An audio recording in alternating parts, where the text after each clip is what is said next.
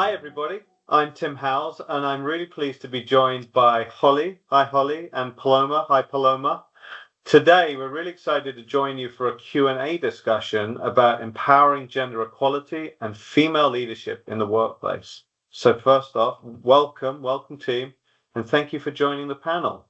So without further ado, let's meet our guests. So firstly, let's start with you, Holly. So tell us a bit about your background and how you came to BIC. Sure. Thanks, Tim. I'd love to. So my background has been in CPG sales. So I was actually with another CPG company here in the US on a sales track for about 7 years before I came to BIC. And in 2013, I joined BIC as a business manager in our convenience channel here in the US.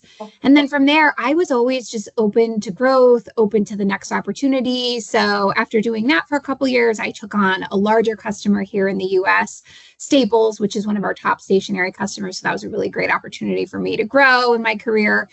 Did that for a couple of years, and then I was asked to take on a relatively new role in our North American organization, the business development manager role, and we were still figuring out what that role was and what the responsibilities were, but it was such a pivotal role in my career because I got to work with so many different teams here in North America. I really got to learn a lot of different sides of the business, so it was probably my most crucial and developmental role to date. And then for the last 2 years, I have been director of sales over our office products division, and then I recently took e-commerce on within the last 2 months. So I've had a lot of opportunity to do a lot of really exciting things here at BIC, and that's a little bit about me. Sounds like it. What a journey. And Paloma, so tell us about your background and how you got here. Of course, Tim. First of all, good evening from Nairobi. Here it's 7 p.m. So I'm Paloma Lengema, and I'm currently the general manager for BIC in East Africa. I joined BIC 12 years ago. I like to say that I've been a brand ambassador for the last 12 years. It started just out of university, actually, where I joined, which was at the time the BIC graduate program. It was a 2-year program where you had the chance to change position and geography every 8 months. So I started in Clichy at the headquarters, spent a bit of time with the team in Nordic in Sweden, and a bit as well in the US, in Florida with the big graphic team. So after the program, I moved to Dubai and joined the Middle East and Africa team for a more regional role in marketing. I also had the opportunity to gain some operational experience, so really boots on the ground in Kenya for the Eastern African markets, and as well in Ivory Coast for the West and Central African market. And recently, like I said, I've been appointed this year to the role of general manager. What an amazing leadership journey that sounds like you have gone on. So with that being said, what key qualities do you believe are essential for effective leadership, and how do you develop those qualities as a leader, Paloma? So I'd like to share maybe 3 qualities that have been essential for me in my leadership journey. The first one is self-awareness. I think it's so important to be able to know your strengths and leverage from them, but as well know your weaknesses and your blind spot, and make sure to have the strength and the courage to act accordingly, either through personal development or as well making sure that you surround yourself with a team that complements you. The second quality that I'd like to share, I would say it's curiosity. I think a leader needs to be great at asking questions. And this has been especially important to me in this transition.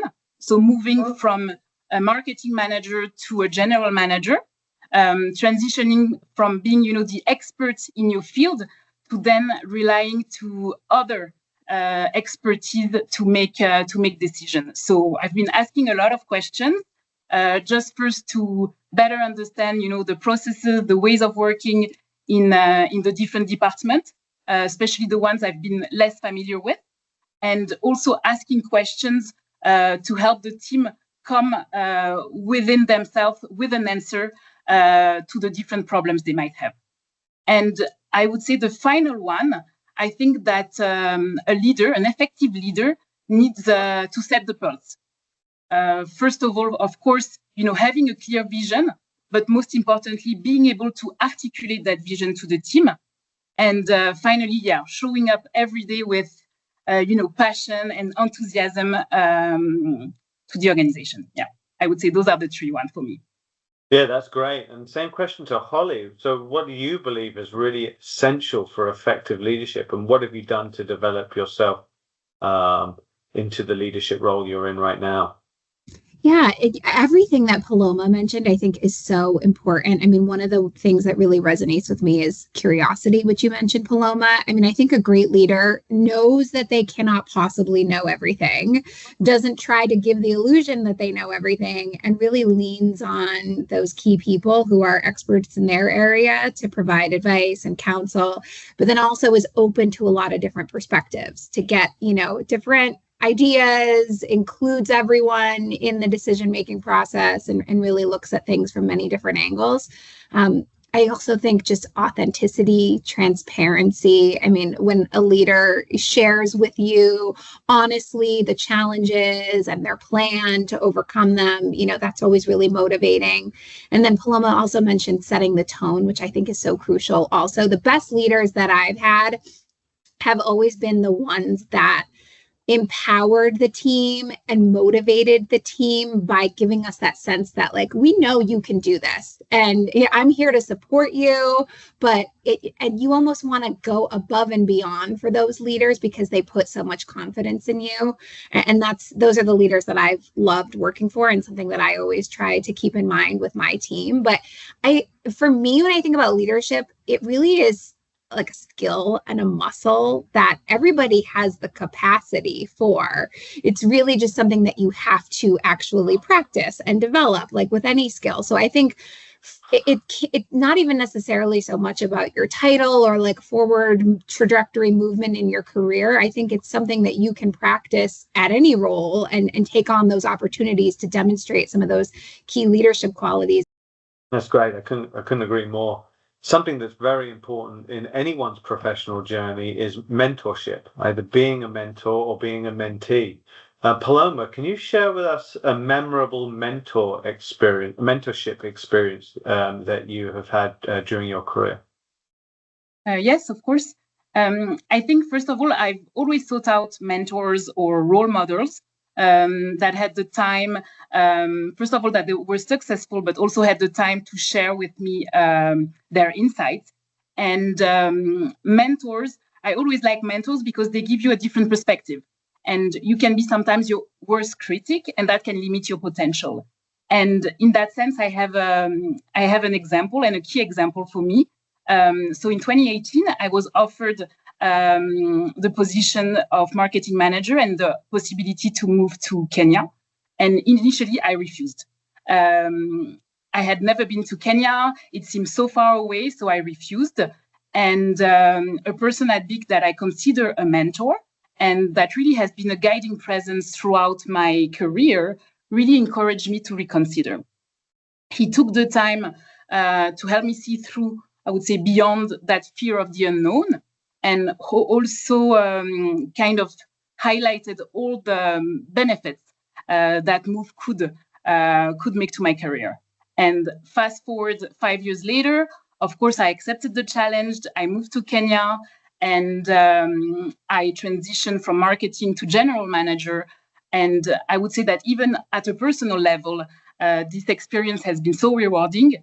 And today I consider Kenya to be my home. So all in all, I'm so grateful for that person that made me reconsider. Wow, what a big risk you took, and how much it paid off. That's great. Yeah. Now, Holly, tell us about how important mentorship has been to you and your journey to where you are right now. Yeah, I love Paloma's example about that mentor that gave her the confidence to take on the next role and the next opportunity. I mean, I've been very fortunate in my career that I've had a lot of different mentors, and some more formally than others, and it can be as as simple as a role model, like Paloma mentioned, where it's someone that I admire their journey. I admire how they've developed over the time that I've known them.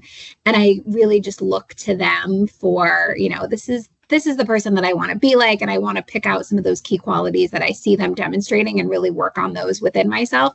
But then I've also had mentors where they have been that kind of like counsel, where I can go to them with challenges that I'm having or opportunities that come up, and I can really trust that they will guide me in the right direction. And I think that's so important because especially earlier in your career, and particularly women tend to fall into this, you can have that kind of imposter syndrome of, even though you might have achieved a lot in your career or in the position you're in currently, you just don't feel like you're ready or that you can go to the next level. And having those people that know you and can give you that confidence to do more is really, really important. And I try to do that now when I see folks that are earlier in their career, or even interns that we have for the summer, and really try to give them that confidence and that, I was in your shoes at one point and I was scared to try XYZ, but I think you can take the leap and do it. And sometimes that mentorship is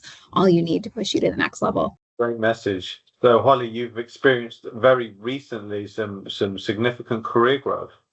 Can you share with us your journey as a woman in business, and specifically what inspired you to pursue leadership?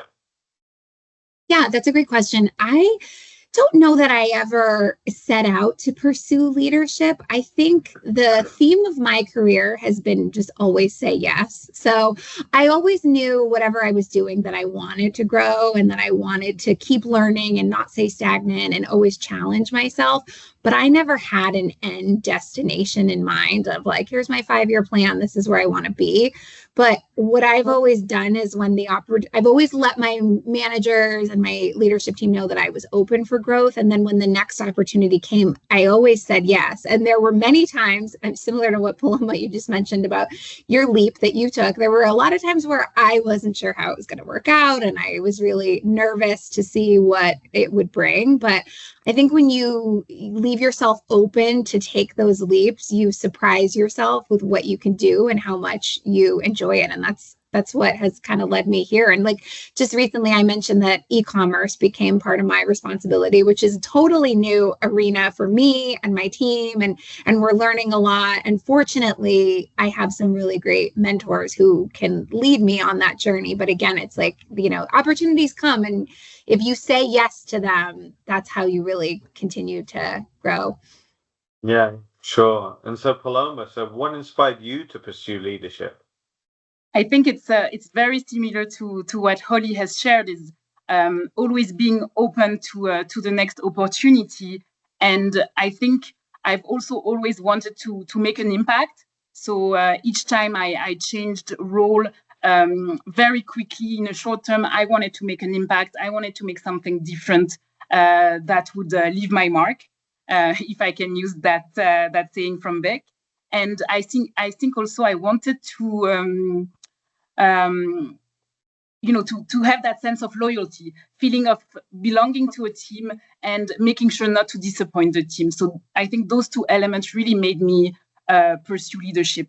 And like Holly mentioned, I didn't have a career plan. I never expected to become a general manager so soon, but always have been open to take on the next challenge and trying to tone down that imposter syndrome. Let's pretend that you met your younger self as general manager Paloma. What advice would you give to your younger self if you met your younger self today? So mobility has been a game changer for me in my career. So I would tell the young Paloma to be open and be courageous to take on any opportunities, because whatever they may be, I think that they change your perspective and you learn so much from them. I would also tell her to enjoy the process. Don't stress too much. And most importantly, the thing that stress you right now will probably don't matter in a year from now, even in a week from now. So really don't stress and enjoy the process. And maybe last one, invest in your personal growth. Don't stress and enjoy yourself. Great message. And Holly, what would you say to your younger self if you met that person today? Well, I wish Paloma would have given me that advice earlier in my career, because I think that's excellent advice, and it's helpful to me even now. One of the things for me that I think back to when I was young in my career, I never saw a lot of women in leadership positions. Like, it's so fantastic to see Paloma as a general manager. That's very, very inspiring to me. But my leadership examples were usually male dominated earlier in my career. And then I had a female leader who was very, very high in the organization, who very flawlessly, and it probably was stressful to her at times, she juggled family life and work life really well. And that was something that I had never seen modeled in real life before. And it was something that I always wondered, knowing that I wanted to expand my family, how would I balance that with my career? And I'll never forget, I was in a meeting with her, and her son walked into the room. And right before he walked in, we'd been having this really intense business discussion. But when he walked in, she gave him her full attention, gave him what he needed, and sent him on his way. And then she came right back to our discussion.